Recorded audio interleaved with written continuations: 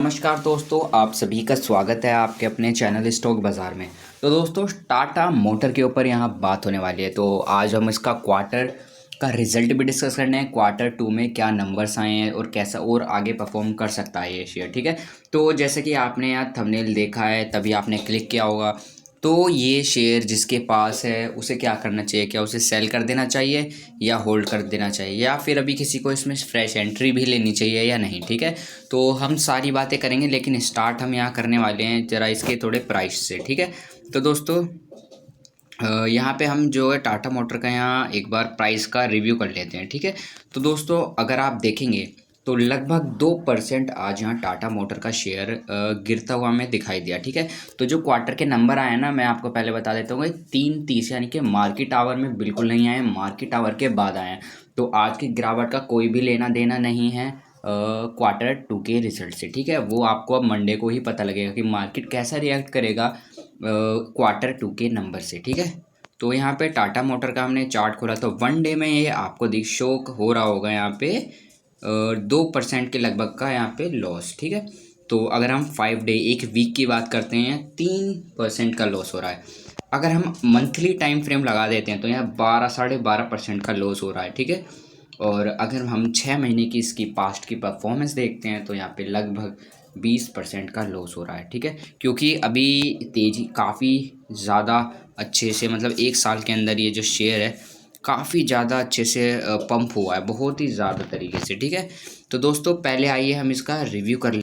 तो फ्रेंड्स यहाँ पे जल्दी से हम टाटा मोटर्स का जो शेयर है, मतलब उसका आज क्वार्टर टू का रिजल्ट आया, तो जल्दी से यहाँ पे हम एक क्विक रिव्यू यहाँ पे लेने वाले हैं। ठीक है, तो जल्दी से इसके क्वार्टर के नंबर्स यहाँ पे एक बार देख लेते हैं। ठीक है, तो दोस्तों पहले मैं आपको ये बता देता हूँ कि टाटा मोटर का जो हम चार्ट देख रहे हैं, chart in the sense quarter two का जो रिजल्ट है, तो अगर आप यहाँ देखेंगे ना, stand alone statement of stand alone, हम स्टैंड अलोन का मतलब ये जैसे मैं आपको एक एग्जांपल से बताता हूँ कि जो इंडिया में जितनी भी सेल हो रही है टाटा मोटर की, सिर्फ वो लिखी पड़ी है यहाँ पे। ठीक है, तो हम स्टैंड अलोन अभी नहीं पढ़ेंगे, पढ़ लीजिए, कोई इतना वो है नहीं, लेकिन जो मेन है ना वो हम पढ़ेंगे कंसोलिडेट।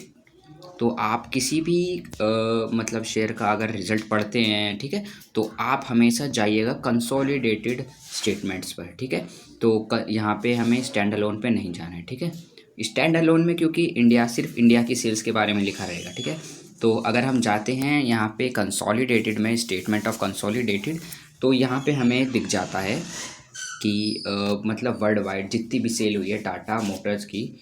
ठीक है, तो आइए स्टार्ट करते हैं। तो यहाँ पे रेवेन्यू, तो सिंपल सी बात है, कंपनी ने रेवेन्यू कितना कमाया है, कमाई कितनी करी है। ठीक है, तो क्वार्टर टू में कंपनी ने कमाई करी है 1,03,016 करोड़। ठीक है, और हम अगर पिछला क्वार्टर देखते हैं तो जून में करी थी 1,09,000, और हम इससे पहले वाला क्वार्टर देखेंगे ना 1,06,000। तो इनकम तो हर क्वार्टर वाइज भी यहाँ कम है, और अगर आप कंपेयर करेंगे ईयर वाइज उसमें भी कम ही है। ठीक है, तो यहाँ पे इनकम तो कम ही है। ठीक है, लेकिन कभी कभी ऐसा होता है कि इनकम ज़्यादा होती है तब उसमें से प्रॉफिट और कम निकलता है, लेकिन यहाँ उल्टा केस हुआ है इस बार।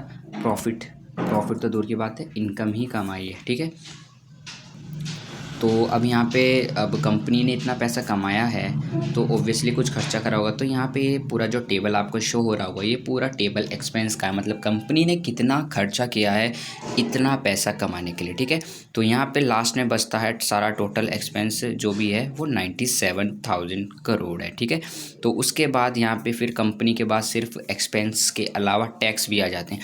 तो हम यहाँ पे टैक्स सारे काटने के बाद तो हमारे पास जो मोटा मोटा प्रॉफिट बचता है, जिसे हम कहेंगे हमारा प्रॉफिट फॉर द पीरियड, तो वो कितना बनता है। तो जो कि मेन चीज़ है कि कंपनी ने प्रॉफिट बनाया है कि या नहीं, तो profit for the period company का है 3,450 करोड़, जो कि पिछले क्वार्टर से भी कम है और पिछले ईयर से भी कम है। तो पिछले ईयर 3,800 था और यहाँ पे अब 3,400 हो गया। तो ईयर वाइज कंपैरिजन में भी यहाँ पे इसमें डाउनफॉल आया है अच्छा खासा, और अगर आप कंपेयर करेंगे इससे, मतलब क्वार्टर वाइज, इसमें भी यहाँ कम ही है।